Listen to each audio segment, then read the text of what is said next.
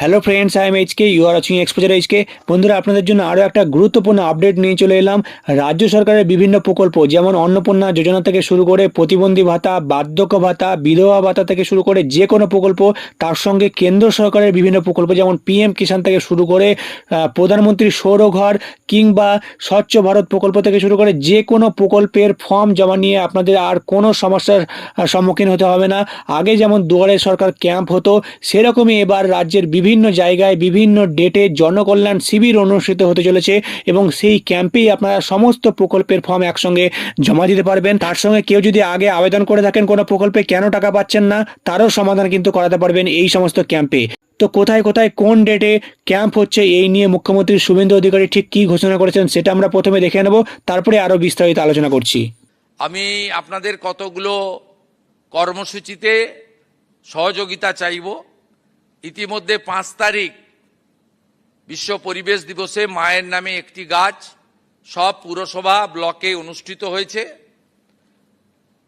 খুব ভালো করে হয়েছে।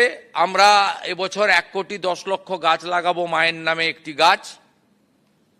আমরা এই কর্মসূচি নিয়েছি। আমাদের প্রধানমন্ত্রীর 12 বছর সম্পূর্ণ হচ্ছে। 5 তারিখ থেকে 21 তারিখ যে প্রোগ্রাম চলছে, মাননীয় লকেট চট্টোপাধ্যায় সমন্বয়ের দায়িত্বে আছেন।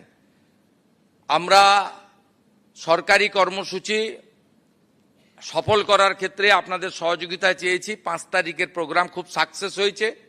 3 দিন প্রত্যেকটা ব্লকে এবং মিউনিসিপ্যালিটিতে, বড় ব্লকে 2 জায়গায়, ছোট ব্লকে 1 জায়গায়, বড় মিউনিসিপ্যালিটিতে 2 জায়গায়, ছোট মিউনিসিপ্যালিটিতে 1 জায়গায়।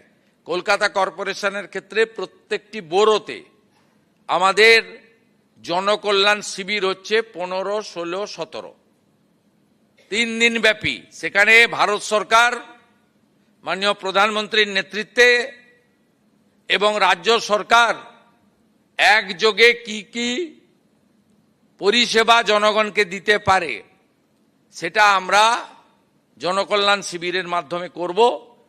যারা বিভিন্ন স্কিমে, পিএম কিষাণ সম্মান নিধি থেকে, শ্রম দপ্তরের একাধিক স্কিম থেকে, আমাদের প্রধানমন্ত্রী সূর্য ঘর থেকে, স্বচ্ছ ভারত থেকে, রাজ্যের অন্নপূর্ণা যোজনা থেকে, বার্ধক্য ভাতা, দিব্যাঙ্গ ভাতা থেকে শুরু করে যা যা প্রকল্প আছে কেন্দ্র এবং রাজ্যের, সেখানে নাম নথিভুক্তকরণও করতে পারবেন।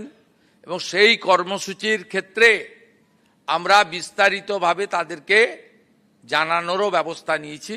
আপনাদের সকলকে মাধ্যমে জনগণের কাছে এই বার্তা পৌঁছে দিতে চাই, যাতে জনগণের অংশগ্রহণ হয়। তো বন্ধুরা, মুখ্যমন্ত্রী শুভেন্দু অধিকারীর ঘোষণা আপনারা শুনতেই পেলেন। তো বিভিন্ন জায়গায় অনেক প্রকল্পের ফর্ম জমা নিয়ে কিন্তু সমস্যা দেখা দিচ্ছে। যেমন অন্নপূর্ণা যোজনার অফলাইন ফর্ম বিভিন্ন পঞ্চায়েতে বা ব্লকে জমা নিচ্ছে না, তারা অনলাইনে ফর্ম ফিল আপ করতে বলছে। তো এক্ষেত্রে কিন্তু এই প্রবলেম হবে না। আপনারা এই ক্যাম্পেই আপনারা ফর্ম জমা করতে পারবেন। অন্নপূর্ণা যোজনার ফর্ম থেকে শুরু করে যে কোনো প্রকল্পের ফর্ম আপনারা সরাসরি এখানে জমা করতে পারবেন। তার সঙ্গে বিভিন্ন সমস্যা থাকলে সেগুলো সমাধান করতে পারবেন। 15, 16 এবং 17 জুন এই ক্যাম্প অনুষ্ঠিত হতে চলেছে। রাজ্যের প্রত্যেকটা ব্লকে, প্রত্যেকটা মিউনিসিপ্যালিটিতে এই ক্যাম্প অনুষ্ঠিত হবে, এমনটাই ঘোষণা করলেন মুখ্যমন্ত্রী শুভেন্দু অধিকারী। তো আশা করি ভিডিওটি ভালো লেগেছে। ভিডিওটি ভালো লাগলে অবশ্যই একটা লাইক করবেন, চ্যানেলে নতুন হলে চ্যানেলকে সাবস্ক্রাইব করতে ভুলবেন না। আবার আসছে আর একটা নতুন বড় আপডেট নিয়ে।